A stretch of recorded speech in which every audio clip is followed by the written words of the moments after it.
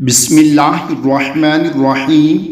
جو شخص سوتے وقت یہ استغفار 3 مرتبہ پڑھ لے تو اللہ تعالیٰ اس کے گناہ بخش دیں گے، تمام گناہوں کی بخشش۔ استغفر اللہ الذی لا الہ الا هو الحی القیوم واتوب الیہ۔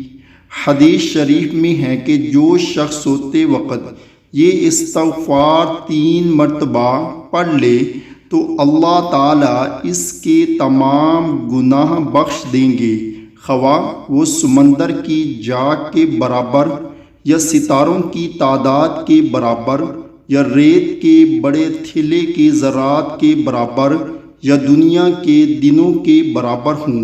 اللہ تعالی ہم سب کو بھی اس پر عمل کرنے کی توفیق عطا فرمائے۔